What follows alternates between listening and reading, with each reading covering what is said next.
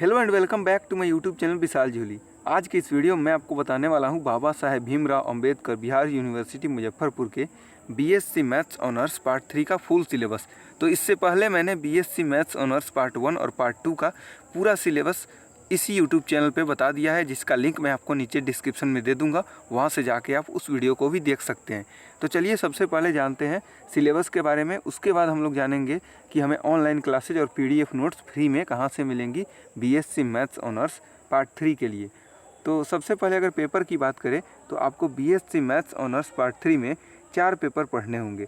Maths honours part 1 और part 2 में आपने सिर्फ 2 पेपर पढ़ने थे, लेकिन आपको पार्ट 3 में यहाँ पे 4 पेपर पढ़ने होंगे।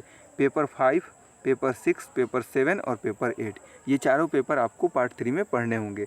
और एक जो सब्जेक्ट होगा आपका, वो आपका कोई भी सब्जेक्ट होगा जो आप एक्स्ट्रा में लिए हो, वहीं आपको सब्जेक्ट का एग्ज़ाम देना होगा। अगर बात करें इन चारों पेपर्स के बारे में, तो ये चारों पेपर्स 100-100 नंबर के होते हैं और इन चारों को ऑनर्स सब्जेक्ट कहा जाता है, या फिर ऑनर्स पेपर आप यहाँ पे कह सकते हैं इन चारों पेपर्स को। और ये जो होता है ये सब्सिडरी होता है, इसमें आपको पास करना ज़रूरी होता है। इसका नंबर जो होता है वो आपका जो लास्ट में सर्टिफिकेट होता है उसमें इसका नंबर नहीं जुड़ता है। जो सब्सिडरी पेपर होता है, सब्सिडरी सब्जेक्ट होता है, इसमें आपको सिर्फ़ और सिर्फ 30 नंबर लाने ज़रूरी होते हैं। 30 नंबर आपको यहाँ पे लाने ज़रूरी होते हैं। 30 नंबर जैसे ही आप लाते हैं यहाँ पे आप पास कर जाते हैं और इससे ज़्यादा इसमें कुछ करना नहीं होता है। लेकिन अगर मैथ्स ऑनर्स सब्जेक्ट की बात करें तो ऑनर्स सब्जेक्ट ये सब जो हमारा होता है पेपर 5 से लेके पेपर 8 तक, ये सभी 100-100 नंबर के होते हैं। और इसमें 100 नंबर में आपको कम से कम 45 नंबर लाना ज़रूरी होता है पास करने के लिए। और इस सब का जो आपका मार्क्स होता है, यानी कि जो आपका नंबर होता है, वो आपको सर्टिफिकेट में जुड़ता है। तो यही चीज़ आपको ध्यान देने वाली बात है कि यहाँ से पेपर 5 से लेके पेपर 8 तक यही आपको पढ़ना होगा। चलिए अगर बात करें हम लोग पेपर 5 की, तो पेपर 5 में आपको जो पेपर होता है 3 ग्रुप में बटा होता है। ग्रुप ए, ग्रुप बी और ग्रुप सी, 3 ग्रुप में बटा होता है। हर एक ग्रुप जो होता है, हर एक ग्रुप से आपको 4-4 नंबर के क्वेश्चन आते हैं। ग्रुप ए से भी 4 नंबर के क्वेश्चन आते हैं, ग्रुप बी से भी, फिर ग्रुप सी से भी 4 नंबर के क्वेश्चन आते हैं। इसमें आपको क्या करना होता है, इसमें आपको जो 4 नंबर के क्वेश्चन आते हैं, इसमें से आपको पूरे मिला के देखिए, यहाँ पे 4 क्वेश्चन, यहाँ पे 4 क्वेश्चन और यहाँ पे 4 क्वेश्चन, मतलब पूरे 12 क्वेश्चन आते हैं, जिसमें से आपको किसी 6 क्वेश्चन का आंसर देना होता है। लेकिन आपको एक चीज़ ध्यान रखना होता है, कम से कम एक हर एक ग्रुप से चुनना होता है। मतलब कम से कम आपको एक क्वेश्चन का आंसर इस ग्रुप से देना होगा, कम से कम एक क्वेश्चन का आंसर इस ग्रुप से, और कम से कम एक क्वेश्चन का आंसर इस ग्रुप से आपको देना ही होगा। मतलब आपको हर एक ग्रुप से कम एक क्वेश्चन का आंसर देना होता है। ज़्यादा से ज़्यादा आप चारों क्वेश्चन का आंसर दे सकते हैं किसी भी ग्रुप से। उसके बाद अगर बुक की बात करें तो यहाँ पे आपको सिर्फ़ और सिर्फ एक ही बुक पढ़ना होता है, रियल एनालिसिस 2। रियल एनालिसिस 2, या फिर आप कोई इसको बोलते हैं हायर रियल एनालिसिस, यही बुक आपको पढ़ना होता है। तो बुक मैं आपको रिकमेंड करूँगा कि आप लालजी प्रसाद सर का बुक ले लें, क्योंकि हमारे इसी यूट्यूब चैनल पे लालजी प्रसाद सर के बुक का सॉल्यूशन करवाया जाता है। तो इसीलिए मैं आपको लालजी प्रसाद सर की बुक ही रिकमेंड करूँगा, और बिहार के किसी भी यूनिवर्सिटी के लिए लालजी प्रसाद सर का बुक मेरे हिसाब से बेस्ट है। चलिए इसके बाद अगर हम लोग बात करें पेपर 6 की, तो पेपर 6 में आपको क्या करना होगा, पेपर 6 में आपको जो क्वेश्चन आएगा वो आपको 3 ग्रुप में बटा होगा। ग्रुप ए, ग्रुप बी और ग्रुप सी, 3 ग्रुप में बटा होगा। ग्रुप ए के लिए आपको ग्रुप थ्योरी पढ़ना होगा। मतलब एक ही बुक होता है अब्स्ट्रैक्ट अलजेब्रा, इसमें अलग अलग डिवीजन होता है, अलग अलग पार्ट्स होता है। पहला पार्ट जो होता है ग्रुप थ्योरी, तो ग्रुप थ्योरी आपको ग्रुप ए के लिए पढ़ना होगा, जिससे 4 क्वेश्चन आएंगे। इसमें भी कम से कम आपको एक क्वेश्चन का आंसर देना होगा। रिंग थ्योरी से भी 4 क्वेश्चन आएंगे, इसमें भी कम से कम आपको एक क्वेश्चन का आंसर देना होगा। साथ ही लीनियर अलजेब्रा से आपको 4 क्वेश्चन आएंगे, इसमें से भी कम से कम आपको एक क्वेश्चन का आंसर देना होगा। मतलब अब्स्ट्रैक्ट अलजेब्रा के 3 पार्ट से, ग्रुप थ्योरी से, रिंग थ्योरी से और लीनियर अलजेब्रा, तीनों से 4-4 क्वेश्चन आते हैं, और इसमें से कम से कम आपको एक क्वेश्चन का आंसर देना होता है। और तीनों ग्रुप से मिला के आपको 6 क्वेश्चन का आंसर देना होता है।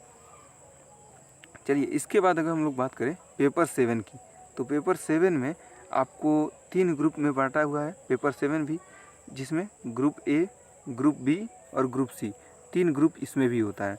लेकिन इसमें जो चैप्टर होता है अलग अलग बुक्स होते हैं। सबसे पहला बुक होता है स्टैटिस्टिक्स, जिससे 2 क्वेश्चन आते हैं, डायनेमिक्स से 2 क्वेश्चन आते हैं। ग्रुप ए में 2 बुक है, स्टैटिस्टिक्स और डायनेमिक्स। इसमें से पूरे मिला के 4 क्वेश्चन आते हैं, जिससे कम से कम आपको 1 क्वेश्चन का आंसर देना होगा।